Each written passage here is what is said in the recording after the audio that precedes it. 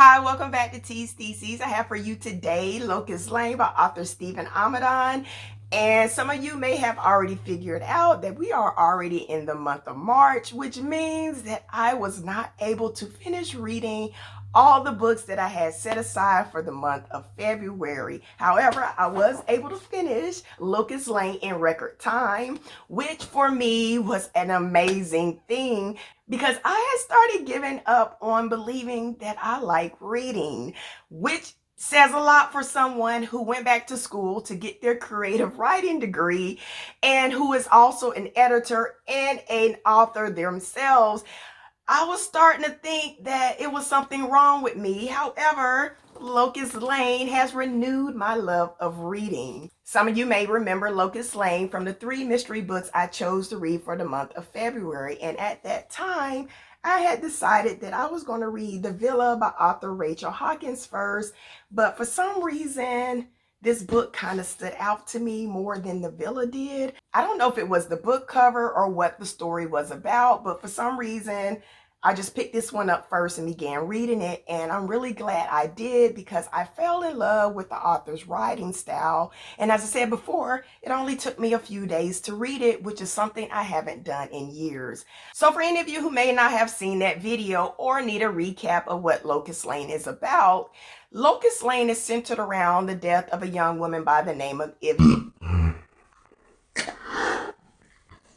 Locust Lane is centered around the death of a young woman by the name of Eden Perry, and Eden's body was found in a very affluential home in the town of Emerson, Massachusetts. And because her body was found in this nice neighborhood, the people that live there, of course, they have money. And in this town, murders and crime don't happen very often. And so they want answers. They want the police to find out who murdered Eden so they can feel safe again. And they want this person put in jail as soon as possible so they can go back to living the sheltered lives that they were living this whole time. So as the police begin their investigation into Eden's death, they start to focus on the 3 teenagers that were with her the night of her death. So first we have Hannah. Hannah's this kind of sweet girl, but she's got some issues. She's into cutting herself and she's into pain. And then we have Jack. Jack and Hannah are dating each other. And Jack's this popular guy, mostly because his family is from old money, but he's got this volatile temper and he's got this really mean streak where he likes to put people down and he thinks he's above everybody else. And then we have Christopher. Christopher has just moved to Emerson, Massachusetts, and for some reason, Jack is drawn towards Christopher, mainly probably because Christopher is seen as an outsider. He's of French descent and he's got dark skin.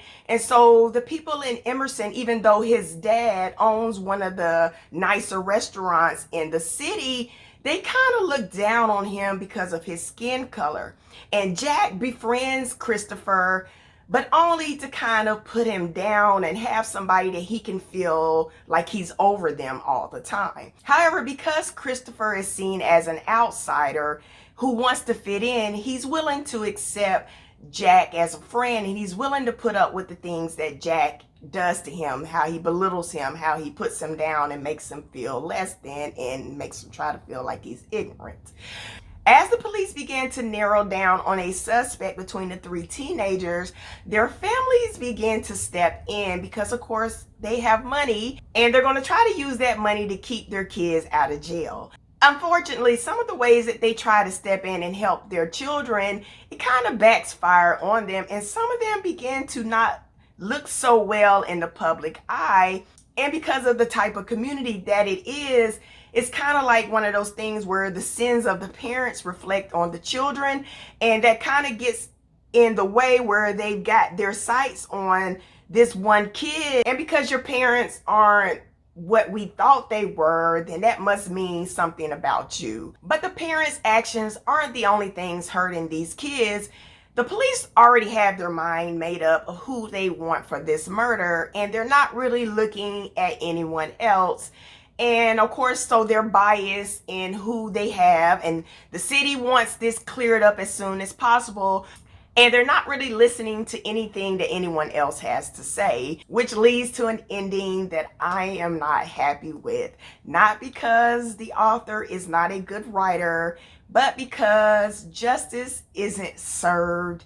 However, this is realistic fiction, which is based on real life, and as we know, with real life, the right person doesn't always go to jail. That we've seen in the justice system, that years later we found out that because the police were trying to tie up a crime really quickly, that the wrong person went to jail for a crime that they did not commit.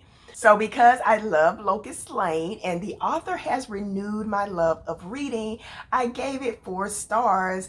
And I highly recommend that if you are looking for a mystery where you are not going to be able to figure out who done it, then I suggest you pick up a copy. So that concludes today's book review. Thank you guys again for sticking around. And until next time, you guys take care, stay safe, and try to do something nice for a stranger so we can all do our part to try to make this world a better place.